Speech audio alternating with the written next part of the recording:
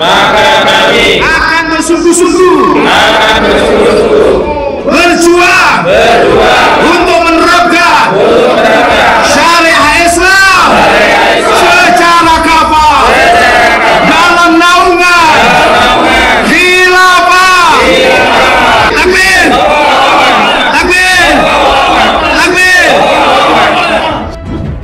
Pancasila yang kita buat ini adalah Indonesia ini sudah khilafah sebenarnya dalam konteks ini. Ketika khilafah yang berdiri pada bentuk kekuasaan internasional menghilangkan sekat-sekat negara. Orang yang melakukan pembangkangan itu bugot adalah orang-orang yang melanggar dan itu hukumnya haram. Kita harus hati-hati karena yang seperti ini, kelompok yang tidak berani selalu melakukan provokasi dan menyatakan setiap kebijakan pemerintah itu salah. Tinggalkan seluruh hukum dan sistem jahiliyah dan tegakkan hanya syariat Islam saja. Hancurkan sekat-sekat nasionalisme yang telah memecah belah kita semua.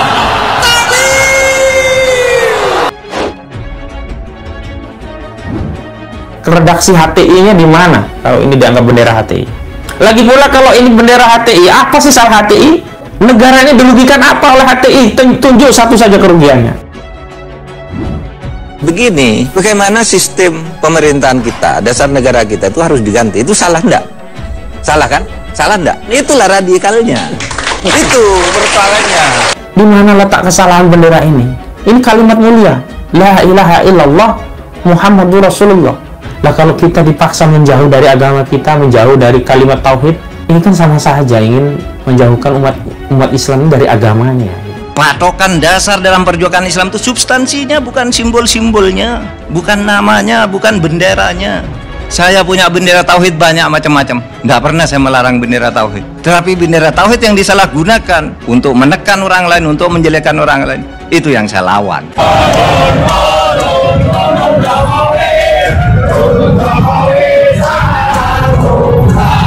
khilafah Islamiyah, al-ummah turid khilafah Islamiyah. Allahu Akbar.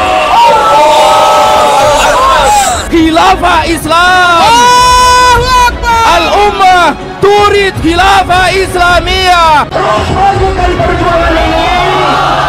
Apapun yang terjadi di depan sana.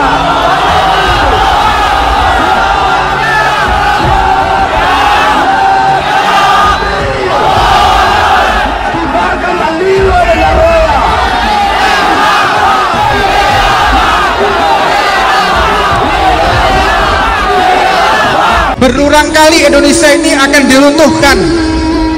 Ini zamannya Pak Jokowi. Presiden kita bagaimanapun juga harus kita jaga. Allahumma sholli ala Muhammad. Jangan kita untuk berkhianat kepada pemerintahan yang sah yang sudah kita sepakati.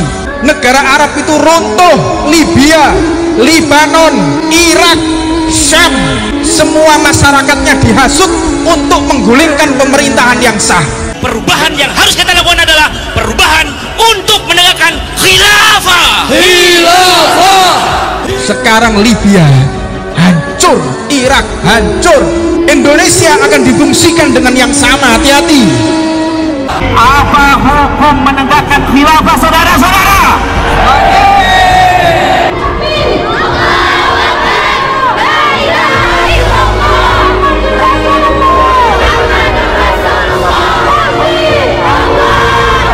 Bagi kita Muslim sejati, tak ada kata mundur dalam berjuang bagi tegaknya syariah dan khilafah. Khilafah itu punya visi untuk menjadikan Islam sebagai rahmatan lil alamin. Di situ disebutkan pemimpin daripada sistem khilafah itu disebut sebagai khalifah atau imam atau amirul mukminin. Negara Pancasila ini sudah final. Kalau ada yang keluar dari Pancasila, dari Undang-Undang Dasar 45, dari NKRI, dari kebinekaan kita, itu hal yang sangat fundamental sekali. Kalau ada ormas yang seperti itu, ya kita gebuk. Saya Jokowi, saya Indonesia, saya Pancasila. Seperti diketahui, Ahmad Kosinudin pernah menjadi pengacara Gus Nur yang terdakwa kasus ujaran kebencian dalam ceramah-ceramahnya. Ahmad Kosinudin juga pernah menjadi Direktur Pusat Kajian dan Bantuan Hukum Hizbut Tahrir Indonesia atau HTI. Pada tahun 2020, Ahmad Kosinudin juga pernah ditangkap polisi. Ia ditangkap atas tudingan menebar berita palsu, namun tidak sempat ditahan. Rekam jejak Kosinudin ternyata akhir-akhir ini baru tercium bau-bau khilafah. Karena Kosinudin sangat optimis dengan konten di media sosialnya tentang masa depan khilafah dijadikan sebagai sistem di sebuah negara dengan menggantikan sistem demokrasi. Sangat disayangkan pengetahuan Kosinudin. Seharusnya pengetahuan ini tidak digunakan untuk sesuatu yang tidak baik, yakni khilafah. Khilafah dinilai tidak baik karena ia bersifat imajinatif. Khilafah tidak bakal terwujud dan benar-benar menjadi sistem di suatu negara, apalagi di seluruh dunia, karena mustahil terwujudnya sistem pemerintahan yang diakui oleh seluruh negara di penjuru dunia.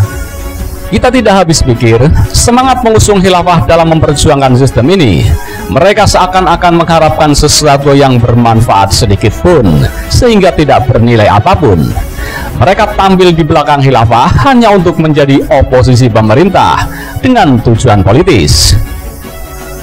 Mereka hanya untuk melumpuhkan kekuasaan pemerintah sehingga mereka dapat merebutnya. Pengusung khilafah sesungguhnya membual saja. Mereka tidak percaya atas apa yang diperjuangkan. Sangat mungkin ketika kekuasaan didapat, mereka pasti tidak bakal memperjuangkan khilafah lagi. Mereka akan tetap kembali ke demokrasi karena hati nurani mereka hanya terpaut terhadap demokrasi. Sadar atau tidak, pengusung khilafah dalam hati nuraninya ingat bahwa demokrasi merupakan sesuatu sistem yang dibangun dengan darah perjuangan oleh beberapa pahlawan bangsa. Sangat tidak bermoral orang-orang yang tidak memperjuangkan apalagi bersikeras menggantikan demokrasi dengan sistem yang lain. Karena perjuangan mereka yang sesungguhnya bukan untuk khilafah, tapi hanya untuk melumpuhkan kekuasaan pemerintah. Maka tidak boleh baper merespon setiap argumentasi yang disampaikan mereka tentang khilafah. Anggap semua argumentasi mereka sebatas membual saja. Maka dari itu, pemerintah atau rakyat tidak boleh terpengaruh dengan modus khilafah yang dikampanyekan oleh pengusungnya. Tetaplah bersikap optimis dalam menjalankan sistem demokrasi tanpa berpikir negatif yang dapat merusak sistem demokrasi yang sudah ada. Pikiran negatif ini akan berakibat negatif pula terhadap masa depan seseorang. Kosinudin itu adalah seorang politikus. Pasti pikirannya tidak selurus agamawan fundamentalis. Kosinudin pasti punya kepentingan di balik semua kampanyenya tentang khilafah. Secara general, kepentingan yang dimaksud adalah kekuasaan. Kosinudin pasti sadar bahwa tidak ada musuh yang abadi di dalam politik. Sebaliknya, tidak ada teman yang abadi pula di dalam politik. Boleh jadi sekarang di saat berjuang menggapai kepentingan yang dirahasiakan, Kosinudin masih sangat soulmate dengan pengusung khilafah. Karena sekarang mereka sepemikiran, tapi begitu kepentingan itu tercapai, Kosinudin pasti berubah haluan dengan memusuhi khilafah. Percayalah. Saya menantang untuk debat konsepsi mengelola negara, konsepsi mengatur negara dalam perspektif demokrasi dan dalam perspektif khilafah Islam yang dipahami umat Islam dan kaum muslimin. Kita bisa berdebat kapan saja. Saya ingin tahu di mana dasarnya khilafah itu sebagai sistem. Kalau sebagai sebutan bagi pemimpin, iya. Oleh karena sebagai sistem tidak ada di dalam Quran dan hadis, maka khilafah itu seperti kata Pak Marsudi tadi bermacam-macam. Negara tidak boleh kalah. Pernyataan bersama Koalisi Persaudaraan dan Advokasi Umat KPAU. Khilafah ajaran Islam, hentikan segala bentuk penistaan agama, stop kriminalisasi ajaran Islam khilafah. Kalau benar Anda menemukan satu sistem yang diajarkan secara persis oleh Al-Quran, Al-Hadis tentang khilafah, saya jadi pengikutnya, saya akan mengkampanyekannya. Tapi pasti itu tidak ada karena saya sudah berkeliling pesantren, berkeliling perguruan tinggi. Saya tanya mana sih dalilnya? Tidak ada. Menteri Koordinator di bidang politik, hukum, dan keamanan, Saudara Mahfud MD, hati-hati dengan jabatannya. tanggung jawab dengan jabatannya. Kami rakyat ini menggaji Anda dari APBN bukan hanya untuk celotehan. Kita bisa berdebat kapan saja. Saya ingin tahu di mana dasarnya khilafah itu sebagai sistem. Kalau sebagai sebutan bagi pemimpin, iya. Oleh karena sebagai sistem tidak ada di dalam Quran dan hadis, maka khilafah itu bermacam-macam. Menko Polhukam tidak bicara tentang ketidakmampuannya menangani masalah ini, atau setidak-tidaknya jujur untuk meminta maaf kepada seluruh rakyat, bukan hanya untuk menyampaikan dalih. Atau ini sebenarnya konfirmasi kelemahan rejim ini, ketidakberdayaan rejim ini, dan konfirmasi bahwa rejim ini memang tidak layak untuk memimpin negara ini. Takbir. Kan sistem, coba saya tanya, siapa sih yang suka ngajak-ngajak ke khilafah itu? Sistemnya seperti apa? Saya mau ikut kalau ada. Bahwa apa yang disampaikan oleh saudara Mahfud MD justru mengeluarkan statement-statement yang kita pahami ini bukan argumentasi, tapi lebih kepada apologi dari seorang Mahfud MD. Saya sudah mendapat penjelasan dari orang-orang HTI bahwa yang dimaksud khilafah itu sistem pemerintahan. Oleh sebab itu mereka menolak demokrasi, menganggap demokrasi togut.